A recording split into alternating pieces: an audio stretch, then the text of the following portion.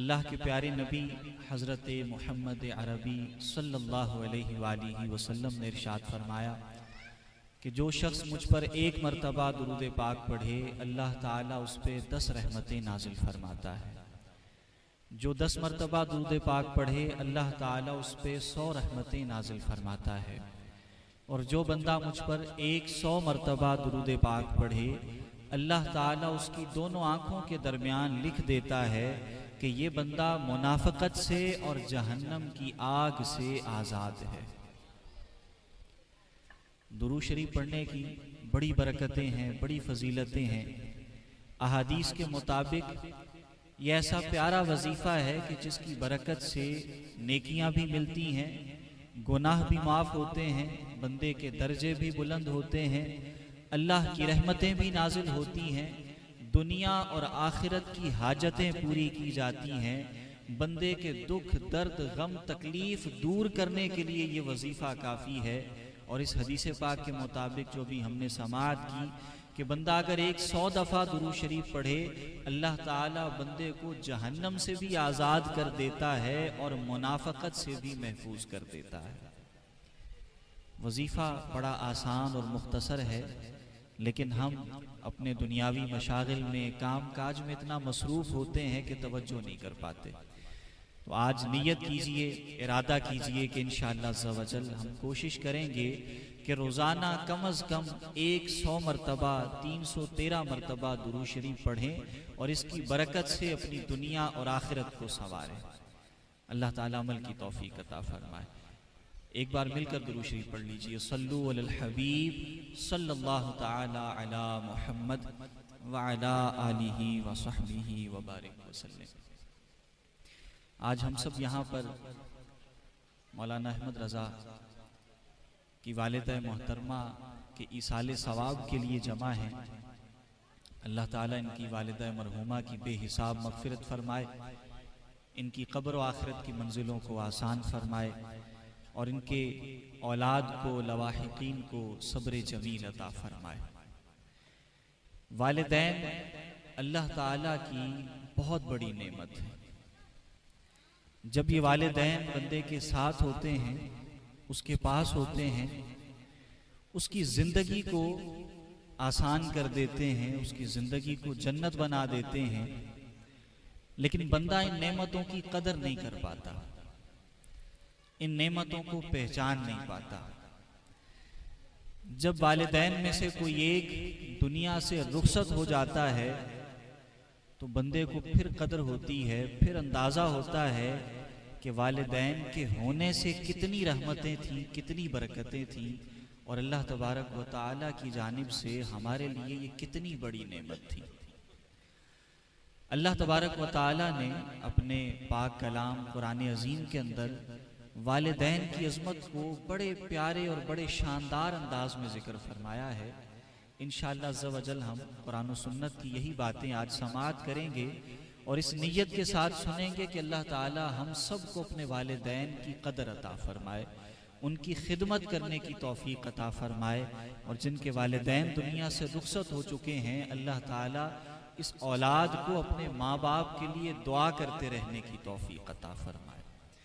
अल्लाह ताला ने कुरान अज़ीम में इरशाद फरमाया ववस्सैनल इंसाना बिवालिदैहि, हमने इंसान को खास ताकीद की है, ताकीदी हुक्म दिया है। किस बात का?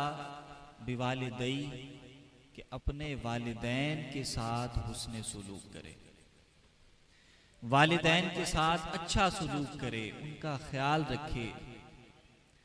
और इसका सबब भी बयान किया, हमलतहु उम्मुहु वहनन अला वहनिन व फिसालुहु फी आमैन। फरमाया वालिदैन औलाद के लिए क्या कुछ करते हैं उसकी एक झलक यहाँ पर जिक्र फरमाई। फरमाया ए इंसान, तेरी माँ ने तकलीफों पर तकलीफें उठाकर तुझे अपने पेट के अंदर रखा है। 2 साल तक तुझे अपने जिस्म से सैराब किया है, तुझे दूध पिलाया है। और वालिद तो इन सारी चीज़ों का इंतज़ाम करने वाला होता है, सारी उम्र देखभाल करने वाला होता है। अल्लाह ताला वालिदैन की इस अज़मत को बयान करने के बाद इरशाद फरमाता है कि हमने तुम्हें ताकीदी हुक्म दिया है अनिश्कुर ली वाली वालिदैक, कि ए मेरे बंदे तू मेरा शुक्र अदा किया कर और अपने माँ बाप का शुक्र अदा किया कर। कितनी बड़ी बात है कि अल्लाह ताला जहां अपने शुक्र का हुक्म दे उसके साथ मिलाकर वालिदैन के शुक्राने का हुक्म दे कि बंदे तुझ पर लाजिम है कि मेरी शुक्र गुजारी कर, मेरा शुक्रिया अदा कर, और साथ ही साथ अपने वालिदैन का भी शुक्रिया अदा कर। अल्लाह का शुक्र क्यों करना है? इसलिए करना है कि अल्लाह ताला ने हमें जिंदगी अता फरमाई है, वजूद अता फरमाया है। अल्लाह तबारक व ताला ने हमें हाथ पांव अता फरमाए हैं, देखने की नेमत दी है, सुनने की नेमत दी है, बात करने की नेमत अता फरमाई है। अल्लाह तबारक व ताला ने हमें पैदाइश से लेकर मौत तक हमेशा अपनी रहमतों और अपनी नेमतों में रखा है। और अल्लाह की नेमतें ऐसी हैं, व इन ताउद्दू नेमतल्लाहि ला तुहसूहा, अगर तुम अल्लाह की नेमतों को गिनना चाहो, शुमार करना चाहो, तो तुम कभी अल्लाह की नेमतों को शुमार नहीं कर सकते, इतनी नेमतें हैं। तो इस बात पे अल्लाह का शुक्र अदा करना है। ये तो समझ आता है कि इतनी नेमतें जब रब हम पे कर रहा है तो हम जितना भी शुक्र अदा करें वो कम है। हम सारी जिंदगी शुक्राने में गुजार दें तब भी हक अदा नहीं कर सकते कि अल्लाह की नेमतें, अल्लाह की रहमतें इतनी हैं। लेकिन सवाल ये पैदा होता है कि वालिदैन का शुक्र फिर क्यों अदा करना है साथ में? वालिदैन के शुक्र का हुक्म साथ में क्यों दिया गया है? इसमें हिकमत क्या है? इसमें मुनासबत क्या है? तो मुनासबत ये है कि बंदे को जितनी भी नेमतें मिलती हैं रब के दरबार से मिलती हैं, रब की बारगाह से मिलती हैं, लेकिन इन सारी नेमतों का सबब वालिदैन बनते हैं। वालिदैन होते हैं वो हमारे वजूद का सबब बनते हैं। हमें जिंदगी मिलती है तो फिर रब की और नेमतें मिलती हैं। वालिदैन इन सारी नेमतों का सबब होते हैं। इसलिए रब ने फरमाया कि मेरा शुक्र अदा करना है और साथ में अपने वालिदैन का शुक्र अदा करना है। कोई बंदा दुनिया के अंदर कितनी भी तरक्की कर जाए, कितना भी बड़ा मकाम हासिल कर ले, कितना ही नाम पैदा कर ले, वो किसी भी मकाम पर पहुंच जाए उसे हमेशा ये याद रखना चाहिए कि वो जिस मकाम पर भी खड़ा है अपने वालिदैन की वजह से खड़ा है। आज दुनिया के अंदर हम देखते हैं कि कोई बंदा किसी बड़े मनसब पे पहुंच जाए, किसी बड़ी जगह पे पहुंच जाए, तो उसके अंदर ऐसी अना आ जाती है, वो कहता है मैंने जो किया अपनी मेहनत से किया है, मैं अपनी मेहनत से यहां तक पहुंचा हूं। वो लोगों की जो इसके अंदर कंट्रीब्यूशन होती है, जो लोगों का हिस्सा शामिल होता है, ताउन शामिल होता है, वो उसको फरामोश कर देता है।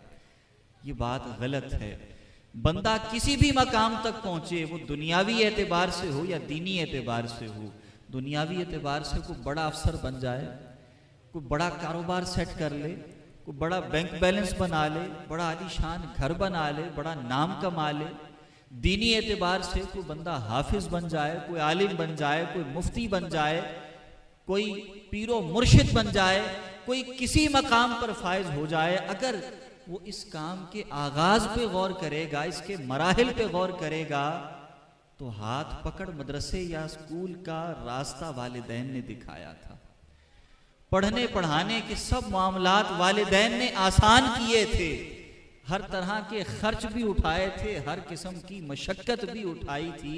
वालिदैन ने औलाद के लिए हर लम्हे दुआएं भी की थी कि मौला मेरी औलाद को कामयाब कर दे, पास कर दे, तरक्की अता फरमा दे, इन्हें दीन अता कर दे, इनको दुनिया अता कर दे। तो वालिदैन की मेहनतों और वालिदैन की दुआओं का ये सिला होता है कि औलाद अगर किसी मकाम पर पहुंचती है तो हमेशा ये वालिदैन का हक बनता है, औलाद का हक बनता है कि हमेशा अपने वालिदैन का शुक्र अदा करे। यहाँ कुरान अजीम के अंदर ये कलेमा इस्तेमाल किया गया कि बंदे मेरा शुक्र अदा कर और अपने माँ बाप का शुक्र अदा कर। तो ये भी समझने की जरूरत है कि शुक्र होता क्या है, शुक्रगुजारी किसे कहते हैं। उलमा ने अपनी किताबों के अंदर बड़े वाज़ेह अंदाज में ये बात जिक्र फरमाई है कि अगर किसी की तारीफ करनी हो तो वो ज़बान से कर देना काफ़ी हो जाती है। किसी की हम्दो सना, किसी की मदह सराई करनी हो तो ज़बान से तारीफ कर देना यही काफ़ी है, ज़बान से तारीफ होती है। लेकिन जब किसी की शुक्रगुजारी की बात आए तो शुक्र का ताल्लुक सिर्फ ज़बान के साथ नहीं है। फरमाया शुक्र का ताल्लुक 3 चीज़ों के साथ है, और कामिल शुक्र तभी होता है जब बंदा इन तीनों चीज़ों के ज़रिए से शुक्रगुजारी का इजहार करता है। पहली चीज़ कि बंदा अपनी ज़बान के साथ शुक्र अदा करे, अपने वालिदैन को कहे कि मैं आपका बड़ा शुक्रगुजार हूँ, मैं आपका बड़ा एहसानमंद हूँ कि आपने मेरी परवरिश की, मेरी तरबियत की, मेरा ख्याल रखा, मेरे लिए हर मुश्किल उठाई। बंदा अपनी ज़बान से इस बात का इजहार करे, ये शुक्रगुजारी है। और दूसरे नंबर पे शुक्र का ताल्लुक है दिल के जज्बात के साथ, यानी बंदे के दिल के अंदर भी शुक्राने के जज्बात होने चाहिए, वालिदैन के लिए प्यार और मोहब्बत के जज्बात होने चाहिए, उनकी एहसान मंदी के जज्बात होने चाहिए। जब दिल के अंदर ये जज्बा मौजूद होता है तो फिर दिल के जरिए से शुक्रिया अदा होता है। और तीसरे नंबर पे फरमाया कि शुक्र का ताल्लुक बंदे के सारे जिस्म के साथ है, सारे आज़ा के साथ है।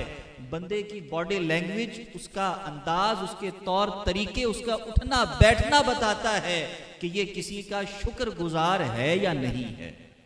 अगर किसी ने हमारी कोई किसी मुश्किल में, किसी परेशानी में मदद की हो और हम दिल से उसके शुक्रगुजार हों तो उस बंदे को देख के हम उसके एहतराम में खड़े भी हो जाते हैं।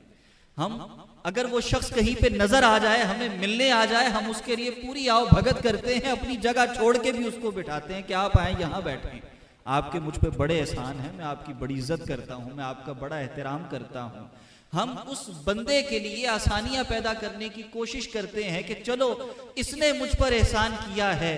कुरान कहता है हल जज़ाउल एहसानी इल्लल एहसान, क्या एहसान का बदला एहसान के अलावा भी कुछ है? हम उसके एहसान का बदला चुकाने की कोशिश करते हैं कि कहीं हम भी इसके किसी काम आ सकें, हम भी इसके लिए कोई आसानी कर सकें, तो हम भी इसके एहसान का कुछ बदला चुका सकें। ये अपने आज़ा के ज़रिए से, अपनी बॉडी लैंग्वेज के ज़रिए से, अपने अमल और किरदार के ज़रिए से बंदा किसी की शुक्रगुजारी जाहिर करता है। ये तीसरा तरीका है शुक्रगुजारी जाहिर करने का, और इसके सबसे ज़्यादा हकदार हमारे वालिदैन हैं। कि वालिदैन को आता देखें तो बंदा उनके लिए अदबन एहतरामन खड़ा हो जाए, अपनी जगह खाली करके उनको अपनी जगह पर बिठाए कि आप यहाँ तशरीफ़ रखें, मैं नीचे बैठता हूँ, आपके कदमों में मुझे बरकतें मिलेंगी। उनके लिए ऐसे जज्बात अपने दिल के अंदर रखे कि उनकी कोई मुश्किल अगर मालूम हो जाए तो बंदा जी जान लगा दे कि मैं इनकी मुश्किल आसान करने की कोशिश करूं, इन्होंने मेरी ज़िंदगी की बड़ी मुश्किलें आसान की हैं। जब बंदा इस तरीके से अपने वालिदैन के साथ हुस्न सुलूक करता है, ऐसा अच्छा बर्ताव करता है, तो फिर बंदा कामिल तरीके से अपने वालिदैन का शुक्रगुजार बच्चा बनता है। नबी पाक सल्लल्लाहु अलैहि वसल्लम की एक बड़ी प्यारी हदीस पाक है। हुजूर फरमाते हैं मन लम यशकुरिन नास लम यशकुरिल्लाह। फरमाया जो शख्स लोगों का शुक्रिया अदा नहीं कर सकता वो रब का शुक्रगुजार बंदा भी नहीं बन सकता। जिन लोगों ने, जिन इंसानों ने इस पर एहसान किए हैं, इसके लिए आसानियां की हैं, इसका ख्याल रखा है, अगर बंदा इनका शुक्र अदा नहीं कर सकता तो वो रब का भी शुक्रगुजार बंदा नहीं बन सकता। रब का शुक्रगुजार बंदा बनने के लिए जरूरी है कि इन लोगों का पहले शुक्रिया अदा किया जाए, पहले माँ बाप का शुक्रिया अदा किया जाए। और माँ बाप कितनी बड़ी नेमत हैं, इनके ज़रिए से अल्लाह तबारक व तआला औलाद को परेशानियों से, मुश्किलों से महफूज फरमा देता है। इनकी दुआओं की बरकत से अल्लाह तबारक व तआला औलाद पर रहमत नाजिल फरमाता है। एक हदीस में जिक्र है कि जो दुआएं रद्द नहीं की जाती उनमें एक दुआ वालिदैन की दुआ शामिल है। जब वालिदैन अपनी औलाद के लिए दुआ करते हैं तो अल्लाह ताला उस दुआ को ज़रूर कबूल फरमाता है। और दुआएं लेने का तरीका होता है, ऐसा नहीं है कि खुद ही वालिदैन ही दुआ करें। औलाद का काम बनता है कि ऐसा अंदाज अपनाए, ऐसे तरीके से वालिदैन के साथ पेश आए कि खुद वालिदैन के दिल से औलाद के लिए दुआएं निकलें। औलाद अपने वालिदैन का अदब इतना करे, एहतराम इतना करे, ख्याल इतना रखे कि वालिदैन के दिल से दुआएं निकलें। और जब वालिदैन के दिल से ये दुआएं निकलेंगी, अल्लाह ताला इसकी बरकत से दुनिया और आखिरत की बड़ी मुश्किलें आसान फरमा देगा। बुजुर्गों से ऐसे भी वाक़यात मनकूल हैं कि इबादतें रियाजतें करते रहे कि अल्लाह ताला अपने मुक़र्रबीन में शामिल फरमा ले। वो इबादतें और रियाजतें इस नेमत का सबब नहीं बन सकी। और एक रात वालिदा ने पानी मांगा, उनके सामने पानी का थाल लेकर खड़े हो गए, कटोरा लेकर खड़े हो गए। वालिदा की आंख लग गई। सुबह तक इंतजार करते रहे कि अगर वालिदा बेदार होंगी तो उनको पानी पेश करूंगा। सारी रात वालिदा की प्यास की खातिर, उनको पानी पिलाने की खातिर जो बच्चा खड़ा रहा वालिदा के सरहाने, अल्लाह तबारक व तआला ने उसे अपने मुक़र्रबीन के अंदर शामिल फरमा लिया, उसे अपने औलिया के अंदर शामिल फरमा लिया। वालिदैन की खिदमत की ऐसी बरकत होती है। और अल्लाह के प्यारे नबी सल्लल्लाहु अलैहि वसल्लम की बड़ी प्यारी हदीसें वालिदैन की अज़मत और शान के बयान में मौजूद हैं। नबी करीम सल्लल्लाहु अलैहि वसल्लम ने इरशाद फरमाया, हुमा जन्नतुका व हुमा नारुका। अल्लाह के नबी सल्लल्लाहु अलैहि वसल्लम की शान ये है कि आपको जवामिउल कलिम अता किए गए हैं। आपकी हदीसें ऐसी प्यारी हैं कि आप दो जुमलों में जिंदगी के फलसफे समझा देते हैं। आप दो जुमलों के अंदर समुंदर जैसी अमीक और गहरी बातों को जिक्र फरमा देते हैं, समझा देते हैं।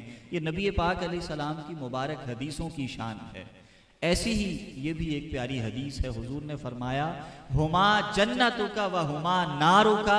फरमाया, वालिदैन ही तुम्हारी जन्नत हैं और यही तुम्हारी दोज़ख है। माँ बाप ही जन्नत हैं और माँ बाप ही तुम्हारी दोज़ख हैं। यानी तुम्हारा इनके साथ रवैया क्या है, इनके साथ सुलूक क्या है, इनके साथ तुम्हारा बर्ताव क्या है, इसी से तुम्हारी जन्नत और दोज़ख का फैसला हो जाना। अगर तुम अपने वालिदैन का अदब व एहतराम करते हो, तुम इनका ख्याल रखते हो, इनकी ज़रूरतें पूरी करते हो, तो अल्लाह तबारक व तआला इस अमल की बरकत से तुम्हें जन्नत अता फरमा देगा। और अगर तुम अपने वालिदैन के साथ बदतमीजी से पेश आते हो, इनके साथ बेअदबी से पेश आते हो, अगर तुम इनकी हुकूक की अदायगी करने की बजाय नाउजुबिल्लाह इनकी हक तलफी करते हो, इनकी तकलीफ का सबब बनते हो, इनका दिल दुखाने का सबब बनते हो, तो तुम्हारा यही अमल तुम्हें जहन्नम में ले जाने के लिए काफी है। तुम्हारे इसी अमल से तुम्हारे जहन्नम में जाने का फैसला हो सकता है। वालिदैन इतने अजीम लोग हैं कि इनकी रिजा और इनकी नाराजगी पर अल्लाह तबारक व तआला जन्नत और जहन्नम के फैसले फरमा देता है। एक और हदीस है, अल्लाह के प्यारे नबी सल्लल्लाहु अलैहि वसल्लम ने इरशाद फरमाया कि जो शख्स अपने वालिदैन में से किसी एक को या दोनों को बुढ़ापे की हालत में पाए और फिर उनकी खिदमत करके अपने लिए जन्नत हासिल ना कर सके, जन्नत ना कमा सके, तो नबी पाक सल्लल्लाहु अलैहि वसल्लम ने इस शख्स पर इजहार अफसोस फरमाया है। और नबी पाक अलैहिस्सलाम ने इस शख्स के इस अमल को बुरा गर्दाना है। मतलब ये है कि अगर वालिदैन में से कोई एक बुढ़ापे में मिले तो औलाद का ये काम नहीं बनता कि उनके बुढ़ापे पर बेजारी का इजहार करे, तकलीफ का इजहार करे कि कैसे इनका ख्याल रखूं, बल्कि औलाद का काम ये बनता है कि कुरान ने जैसे फरमाया, वालिदैन के लिए दुआ भी यूं करनी है, रब्बिरहमहुमा कमा रब्बयानी सगीरा। या अल्लाह मेरे माँ बाप पे रहम फरमा, जैसे इन्होंने मेरे बचपन में मेरी तरबियत और परवरिश फरमाई है। यानी बंदा अपने बचपन को याद करे कि जिस तरह ये बुढ़ापे में कमजोर हैं और अपने काम काज खुद करने से आजिज आ गए हैं, मेरा बचपन भी ऐसा था। मैं अपने काम काज खुद नहीं कर सकता था, मैं तो हाथ से पकड़ के एक लुकमा भी अपने मुंह में नहीं डाल सकता था। मेरे माँ बाप ने उस वक्त भी मेरी परवरिश फरमाई है, मेरी तरबियत फरमाई है, मेरा ख्याल रखा है। तो आज मेरा काम है, आज मेरी बारी है कि आज मैं अपने माँ बाप की खिदमत करूं, इनका ख्याल रखूं, और अल्लाह ताला इसके बदले में मुझे जन्नत की नेमत अता फरमाएगा। और अगर कोई शख्स नाउजुबिल्लाह ये काम ना करे, अपने वालिदैन का ख्याल ना रखे, वालिदैन की खिदमत करने को अपने लिए नाउजुबिल्लाह बोझ समझता है और इस पर बेजारी का इजहार करता है, वालिदैन के साथ सख्त कलामी करता है, उनका दिल दुखाता है, तो हदीस के अंदर ये मजमून भी मौजूद है। नबी पाक सल्लल्लाहु अलैहि वसल्लम ने इरशाद फरमाया कि बंदा कोई भी बुराई करे, कोई भी गुनाह करे, अल्लाह तबारक व तआला चाहे तो उसको माफ फरमा देता है, या उसके अजाब को, उसकी सजा को अल्लाह तबारक व तआला आखिरत तक मुअख्खर कर देता है कि दुनिया में सजा नहीं देता, आखिरत में अल्लाह तबारक व तआला उसका हिसाब फरमाएगा। लेकिन वालिदैन की नाफरमानी, वालिदैन का दिल दुखाना, इनको तकलीफ देना, ये ऐसा गुनाह है, ये ऐसी बुराई है कि अल्लाह तबारक व ताला इसके अजाब को माफ़ करना तो दूर की बात है, अल्लाह ताला इसके अजाब को आखिरत तक मुअख्खर भी नहीं फरमाता। अल्लाह ताला बंदे को इसका सिला दुनिया के अंदर जरूर दिखाता है, कभी तंग दस्ती की सूरत में, कभी बीमारी की सूरत में, कभी उसकी अपनी औलाद की तरफ से नाफरमानी की सूरत में। जो बंदा अपने माँ बाप को तकलीफ देता है, दुख देता है, अल्लाह तबारक व ताला दुनिया ही के अंदर उसको उसकी जजा, उसका सिला दिखा देता है कि तूने माँ बाप को तकलीफ दी है, तेरा ये बदला बनता है। और जो अपने वालिदैन से मोहब्बत और हुस्न सुलूक करते हैं, फिर अल्लाह तबारक व ताला उनकी दुनिया संवार देता है, उनकी आखिरत भी संवार देता है। आइए चंद एक अहादीस मुबारक और भी समाअत कीजिए। नबी करीम अलैहिस्सलातु वस्सलाम की बारगाह में एक सहाबी हाजिर हुए, अर्ज किया, या रसूल अल्लाह सल्लल्लाहु अलैहि वसल्लम, मुझ पर सबसे ज्यादा हक किसका है? इस्लाम ऐसा खूबसूरत दीन है, इस्लाम ने हमारे साथ वाबस्ता हर शख्स के हुकूक हमारे ऊपर लाजिम किए हैं। इस्लाम ये कहता है कि वालिदैन, अजीज़ व अकारिब, बहन भाई, रिश्तेदार, इनके तो एक दूसरे पे हक बनते ही बनते हैं। अगर कोई शख्स आपके पास चंद लम्हों के लिए आकर बैठ गया है तो उसका हक के रफाकत भी आप पर लाजिम है कि अगर वो चंद लम्हे आपके पास आके बैठ गया तो आपकी जिम्मेदारी बनती है कि आपके जरिए से इसको कोई तकलीफ नहीं पहुंचनी चाहिए। आपकी जिम्मेदारी बनती है कि इसके बाद आप किसी के सामने इस शख्स की बुराई करके इसको बदनाम और रुसवा नहीं करेंगे, इसकी गीबत नहीं कर सकते। आपकी जिम्मेदारी बनती है कि आपके जरिए से इस बंदे को कोई तकलीफ नहीं पहुंचनी चाहिए, बल्कि आपके बेहतर इंसान और बेहतर मुसलमान होने का मयार ये है, खैरुन्नास मन यनफाउन्नास, लोगों में से बेहतर इंसान वो है जो लोगों को फायदा ज्यादा पहुंचाता है। तकलीफ पहुंचाने वाला बेहतर इंसान अच्छा इंसान नहीं है। बेहतर इंसान वो है जो दूसरों को फायदा और नफा ज्यादा पहुंचाता है। हर किसी का हक अल्लाह ताला ने हम पे लाजिम किया है। पड़ोसियों का भी हक अदा करना है, दोस्त अहबाब का भी हक अदा करना है। अगर कोई शख्स आपके साथ कारोबार करता है, आपके साथ एक जगह पे नौकरी करता है, आपके कोलीग्स हैं, हर किसी का एक दूसरे के ऊपर हक है कि एक दूसरे के साथ अच्छा बर्ताव होना चाहिए। इससे बढ़कर रिश्तेदारों और वालिदैन के साथ उसमें सुलूक करने की ताकीद है।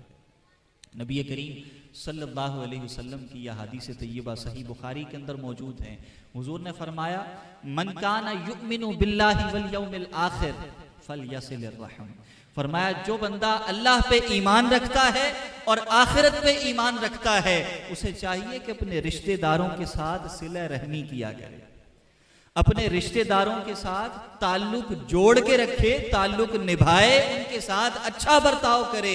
ये इस बात का तकाजा है कि तुम अल्लाह पे ईमान रखते हो, आखिरत पे ईमान रखते हो, तो तुम्हारा ये काम बनता है कि तुम अपने रिश्तेदारों के साथ सिला रहमी भी करो। एक और हदीस है, नबी मुकर्रम सल्लल्लाहु अलैहि वसल्लम ने इरशाद फरमाया कि जो बंदा ये पसंद करता है कि अल्लाह ताला उसके रिज्क में कुशादगी कर दे, खुशहाल कर दे उसको, और जो ये पसंद करता है कि अल्लाह ताला उसकी उम्र को दराज कर दे, लंबा कर दे, तो उस बंदे को चाहिए कि वो शख्स अपने रिश्तेदारों के साथ सिला रहमी करे, हुस्ने सुलूक करे। अल्लाह ताला इसकी बरकत से उसकी उम्र भी दराज फरमा देगा और इसकी बरकत से अल्लाह तबारक व ताला उसके रिज्क में भी कुशादगी फरमा देगा। नबी करीम रऊफ़ुर रहीम सल्लल्लाहु अलैहि वसल्लम ने सिला रहमी की अज़मत और शान और फजीलत बयान करते हुए इरशाद फरमाया। एक शख्स हाजिर हुआ, अर्ज़ किया, या रसूल अल्लाह सल्लल्लाहु अलैहि वसल्लम, मुझे कोई ऐसा अमल बताइए जो मुझे जन्नत में दाखिल कर दे, ऐसा काम बताइए कि मैं ये काम करूं और जन्नत में चला जाऊं। तो नबी पाक अलैहिस्सलाम ने इरशाद फरमाया, ताबुदुल्लाह वला तुशरिक बिही शैयन। पहला काम तो ये है, पहली बात ये है कि अल्लाह की इबादत करो और किसी को अल्लाह का शरीक ना ठहराओ। और मजीद ये तुक़ीमुस्सलात व तुअतिज़ ज़कात व तसिलुर रहम, फरमाया नमाज पढ़ो, अपनी ज़कात अदा करो और अपने रिश्तेदारों के साथ सिला रहमी करो, इनके साथ हुस्ने सुलूक करो। अल्लाह ताला तुम्हें इस अमल की बरकत से जन्नत में दाखिल फरमा देगा। और दूसरी हदीसों के अंदर नबी करीम अलैहिस्सलाम ने यह भी इरशाद फरमाया है कि जो बंदा अपने रिश्तेदारों के साथ ताल्लुक तोड़ देता है बिला वजह, छोटी छोटी बात पे लोग ताल्लुक तोड़ देते हैं, जी ये हमारे बच्चे की शादी पे नहीं आया, हमारा इनके साथ मरना जीना खत्म। वो फलां बंदा हमारी फोतगी पे नहीं आया, उसके साथ मरना जीना खत्म। फलां बंदा वो सालाना ख़त्म पे नहीं आया, कुलों पे नहीं आया, जनाजे में शरीक नहीं हुआ, हमारा इसके साथ मरना जीना खत्म। कभी ऐसा भी होता है कि डायरेक्ट आपके साथ तो कोई ऐसा मामला होता ही नहीं है, वो फलां की इसके साथ क्योंकि बिगड़ गई है और वो फलां हमारा दोस्त है तो उसकी वजह से हमारा मरना जीना खत्म, रिश्तेदारियां तोड़ देते हैं।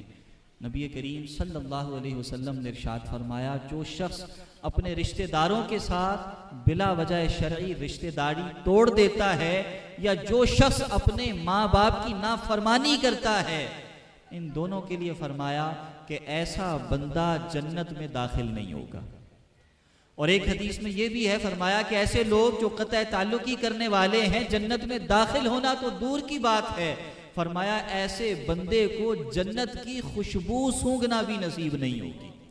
हालांकि जन्नत की खुशबू 500 मील दूर तक भी आती है, 500 साल की मुसाफत तक भी आती है, लेकिन जो शख्स अपने रिश्तेदारों के साथ क़त्अ ताल्लुकी करेगा, अल्लाह तबारक व तआला उसे जन्नत की खुशबू सूंघना भी नसीब नहीं करेगा। तो अपने रिश्तेदारों के साथ हुस्ने सुलूक करना ये बड़ा अहम है, ज़रूरी है। नबी पाक अलैहिस्सलाम की अहादीस में इसका जिक्र है, कुरान अजीम में इसका जिक्र है। और सबसे ज्यादा हुस्ने सुलूक के हकदार कौन हैं? हदीस में आया, सहाबी ने पूछा, हुजूर मुझ पर सबसे ज्यादा हक किसका है? तो नबी पाक सल्लल्लाहु अलैहि वसल्लम ने फरमाया कि तुम्हारी माँ का तुम पर सबसे ज्यादा हक है। उन्होंने अर्ज किया कि हुजूर पहले नंबर पे तो माँ का हक हो गया, इसके बाद किसका हक बनता है? दूसरे नंबर पे किसका हक बनता है? नबी पाक अलैहिस्सलाम ने फरमाया कि इसके बाद भी तुझ पर तेरी माँ का ही हक बनता है। सहाबी ने अर्ज किया, हुजूर ठीक है, दूसरे नंबर पे भी माँ का हक बनता है, इसके बाद किसका हक बनता है? नबी करीम अलैहिस्सलाम ने इरशाद फरमाया कि इसके बाद भी तेरी माँ का ही तुझ पे हक बनता है। 3 बार माँ के हक का जिक्र फरमाया। फिर चौथी दफा जब उन्होंने पूछा तो हुजूर अकरम अलैहिस्सलाम ने इरशाद फरमाया कि इसके बाद तेरे बाप का तुझ पे हक बनता है। यानी सबसे ज्यादा हक औलाद के ऊपर उसके माँ बाप का बनता है, दूसरों दोस्तों का नंबर बाद में आता है, रिश्तेदारों का नंबर बाद में आता है, बीवी बच्चों का नंबर बाद में आता है, सबसे पहले माँ बाप का हक औलाद के ऊपर बनता है। लेकिन माजरत के साथ हमारे यहाँ लोग इस चीज़ को समझते नहीं हैं, इस पर अमल नहीं करते। हमारे नौजवान अपने दोस्त की बात मानने के लिए, दोस्तों के कहे पे चलने के लिए कि यहाँ जाना है वहाँ जाना है, माँ बाप की नाफरमानी करते हैं। माँ बाप मना कर रहे हैं बेटा फलां जगह नहीं जाना, लेकिन दोस्त कह रहे हैं जाना है तो हमने जाना है। तो हमें इस चीज को समझना चाहिए कि दोस्त हो, रिश्तेदार हो, बीवी बच्चे हो, इन सब का नंबर बाद में आता है। सबसे पहले हक बनता है तो वालिदैन का बनता है। सबसे पहले माँ बाप की रजामंदी देखें। जिस काम में माँ बाप की रजामंदी है उस काम को करें, और अगर माँ बाप की रजामंदी नहीं है तो जो मर्जी आपको कोई काम करने का कहता रहे उस काम में हाथ ना डालें। बल्कि उलमा ने अहादीस से इस्तिंबात करते हुए ये बात भी लिखी है कि अगर वालिदैन औलाद के बारे में ये कसम उठा लें, ये बात कह दें कि मेरा बच्चा ये काम नहीं करेगा, बच्चे से पूछा नहीं है, उसकी रजा नहीं पूछी, उससे उसकी मर्जी नहीं पूछी, वालिदैन ने अपनायत की बुनियाद पर, अपने हक की बुनियाद पर, अपने मान के साथ कह दिया कि मेरा बच्चा ये काम नहीं करेगा, औलाद पर लाजिम है कि उस काम के अंदर हाथ ना डाले, क्योंकि उससे माँ बाप ने मना किया है।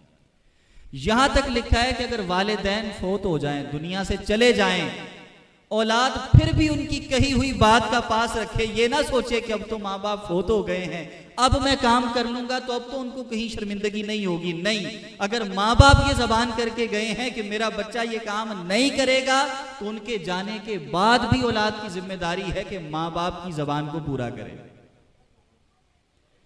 और अगर औलाद, माँ बाप सामने खड़े कह रहे हैं कि बेटा ये काम नहीं करना, यहाँ नहीं जाना, और औलाद फिर भी नाफरमानी करे, तो आप अंदाज़ा लगाएं कि औलाद कितना बुरा काम कर रही है, कितना गलत काम कर रही है, माँ बाप को कितना दुख देने वाली बात कर रही है।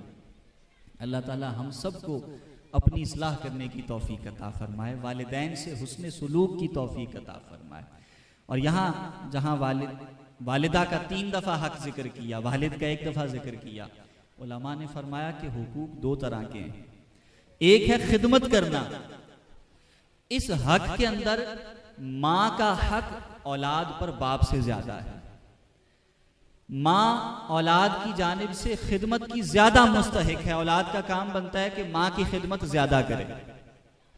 और दूसरी तरफ है किसी मामले में राय लेना, किसी हुक्म पर अमल करना, तो इस मामले में अल्लाह ताला ने बाप का हक माँ से भी ज्यादा रखा है।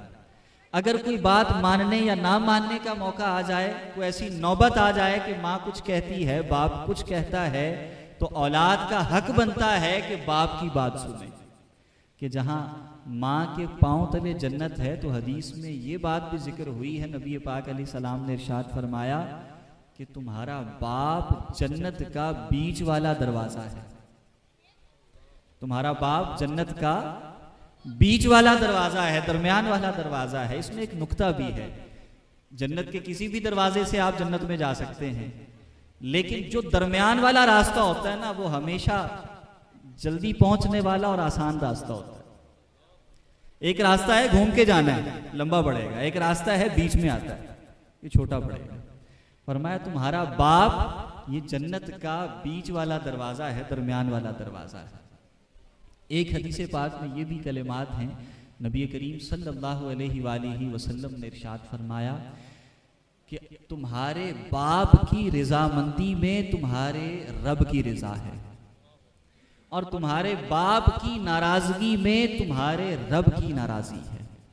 यानी जो बंदा अपने बाप को राजी रखता है, अल्लाह ताला भी उस पर राजी रहता है, और जो बंदा अपने बाप को नाराज कर लेता है, अल्लाह तबारक व ताला भी उस बंदे से नाराज हो जाता है। अब वालिदैन की इतनी अजमत है, इतनी शान है, यहाँ तक कि अहादीस की रोशनी में उलमा ने फरमाया, जीगर आपके जितने भी अजीज़ व अकारिब रिश्तेदार हैं, उनके हक तो अल्लाह ने लाजिम किए हैं, लेकिन वालिदैन के हुकूक की शान ये है कि वालिदैन अगर दुनिया से रुखसत हो जाएं, फोत हो जाएं, उनके हक तब भी ख़त्म नहीं होते। वालिदैन अगर दुनिया से चले जाएं तो औलाद की जिम्मेदारी है कि सबसे पहले औलाद खुद अपने वालिदैन के कफन दफन का एहतमाम करे। अल्लाह तौफीक दे, औलाद इस काबिल हो तो खुद जनाजा पढ़ाए, हाथ उठा के दुआ करे। दूसरे नंबर पे फरमाया औलाद की जिम्मेदारी है कि हमेशा अपने माँ बाप के लिए इस्तिग़फ़ार करती रहे। ये सिर्फ जुमेरात की जुमेरात नहीं, सिर्फ शशमाही या सालाना ख़त्म नहीं, बल्कि हमेशा औलाद अपने माँ बाप के लिए दुआ करे, इस्तिग़फ़ार करे। ये औलाद पर माँ बाप का हक बनता है। ये हक कैसे पूरा होगा? अगर औलाद नमाज पढ़ने की पाबंद है ना, तो हर नमाज के अंदर, हर तहियात के अंदर औलाद ने दुआ करनी है, रब्बना ग़फ़िरली वली वालिदैया वलिल मुअ्मिनीना यौम यक़ूमुल हिसाब। तो हर नमाज में औलाद अपने माँ बाप के लिए दुआ करेगी और ये हमेशा दुआ और हमेशा इस्तिग़फ़ार वाला हक अदा होता रहेगा। लेकिन अगर औलाद नमाज पढ़ने की पाबंद नहीं है, नमाज की आदी नहीं है, तो हम सोच लें हम कितनी दफ़ा रब की बारगाह में हाथ उठाते हैं। फिर जो नमाज नहीं पढ़ते वो दुआ कितनी दफ़ा मांगते हैं, उनको अपने लिए मांगने की फुर्सत नहीं होती, वो माँ बाप के लिए क्या मांगेंगे। तो नमाज पढ़ना बड़ा ज़रूरी है। जो बंदा नमाज पढ़ता रहता है उसे दुआ की तौफीक मिलती रहती है, और जिसे दुआ की तौफीक मिलती रहती है, हदीस में हुजूर ने फरमाया दुआ मोमिन का हथियार है। जब और किसी चीज़ से कोई काम नहीं हो रहा होता तो दुआ के ज़रिए से सारे काम बन जाते हैं। जब बंदा अपने रब की बारगाह में हाथ उठा देता है, अल्लाह तबारक व तआला अपने बंदे के हाथों को खाली नहीं लौटाता, उसकी झोलियां भरकर ही उसे वापस भेजता है। तो जो बंदा नमाज पढ़ने का आदी है उसे दुआ की भी तौफीक मिलती रहती है, उसका अपना भी भला होता रहता है, वालिदैन के लिए भी दुआ और इस्तिग़फ़ार होती रहती है। फरमाया और हक ये बनता है औलाद का कि औलाद अपने वालिदैन की कब्र पर हाजिर हो के उनके लिए दुआ किया करे। कब्र पे हाजिर होना ये बड़ा ज़रूरी है। हदीसों में ये भी मौजूद है कि जब कोई शख्स किसी की कब्र पे जाता है ना, तो कब्र में मौजूद शख्स को आने वाले से उनसियत और राहत मिलती है। वो आने वाले को पहचानता भी है, उसके ईसाले सवाब से उसको खुशी होती है, उसको सुकून पहुंचता है। और जब औलाद जाती है तो फिर माँ बाप को उससे कितना सुकून पहुंचता होगा। आला हज़रत इमाम अहले सुन्नत रहमतुल्लाह अलैह ने अल्लामा इब्न जौज़ी के हवाले से एक वाक़या लिखा है, बड़ा इबरत हासिल करने वाला और समझने वाली बात है। आप फरमाते हैं एक बाप और एक बेटा दोनों सफ़र पे जा रहे थे। रास्ते में बाप बीमार हो गया, बाप का इंतकाल हो गया। बेटे ने अब उसके कफन दफन का एहतमाम किया और रास्ते में जहाँ भी मुयस्सर आया वालिद को वहाँ पर दफन कर दिया और फिर आगे अपने काम से चला गया। जो भी उसका काम था वो काम काज करके कुछ अरसे बाद जब वापस लौटा, अब उसी रास्ते से वापस लौट रहा है, लेकिन वालिद की कब्र पे नहीं गया। वो वापस अपने घर की तरफ जा रहा है, तो जब अपने वालिद की कब्र के इलाके के करीब से गुजरा तो उसे गैब से आवाज आई, कोई हातिफ़े गैबी पुकार रहा है, क्या बच्चे तू ऐसे शख्स की कब्र के पास से गुजर रहा है और हाजिर नहीं हो रहा कि अगर तू इसकी जगह होता और ये तेरी जगह होता तो ये रास्ता बदल के भी तेरी कब्र पे आ जाता। बाप को, माँ को अपनी औलाद से प्यार इतना होता है, अगर तेरा बाप तेरी जगह पे होता तो रास्ता बदल के भी तेरी कब्र पे आ जाता, आके फातिहा पढ़ता, तेरे लिए दुआ करता, और तू उसी रास्ते से गुजर रहा है फिर भी अपने वालिद की कब्र पे हाजिर नहीं हो रहा। आज ऐसा होता है, हम लोगों ने अपनी जिंदगी को इतना मसरूफ बना लिया, कब्रिस्तान रास्ते में भी पढ़ता हो ना तो 3 मिनट नहीं है, 2 मिनट नहीं हमारे पास के खड़े होके फातिहा पढ़ के हम दुआ मांग लें। नहीं जी, दफ्तर जाने की बड़ी जल्दी है, दुकान पे जाने की बड़ी जल्दी है। वैसे माजरत के साथ घंटों घंटे मोबाइल पे वक्त जाया करते रहेंगे, उस वक्त कोई काम नहीं होता हमें, उस वक्त हमें कोई काम नहीं होता, घंटों घंटे ये करते रहेंगे। वालिदैन बात करने को तरस जाते हैं औलाद के साथ, औलाद के पास वक्त ही नहीं है। मोबाइल से जान छूटे तो वक्त मिले ना।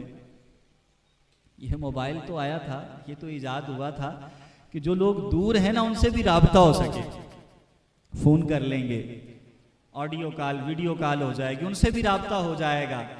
लेकिन हमने इसका मिस यूज ये किया कि जो घर में बैठे हैं ना उनसे भी राबता खत्म कर दिया, बस मोबाइल के साथ ही राबता रह गया। जिस बंदे को जानते भी नहीं है उसके साथ भले घंटों बातें हो रही हैं, चैट हो रही है, घर में वालिदैन बहन भाई आपस में एक दूसरे के साथ बात करने का वक्त ही नहीं है। जब वालिदैन बूढ़े हो जाते हैं, वालिदैन को औलाद के वक्त की ज़रूरत होती है कि औलाद अपने माँ बाप के पास बैठें, उनके साथ अच्छी बातें करें, माजी की बातें करें, उनको खुश करने वाली बातें करें, ताकि उनका दिल लगा रहे, उनको सुकून मिले, उनको औलाद की तरफ से इत्मीनान रहे। लेकिन औलाद ये हक अदा करने की बजाय औलाद और कामों में मसरूफ़ है।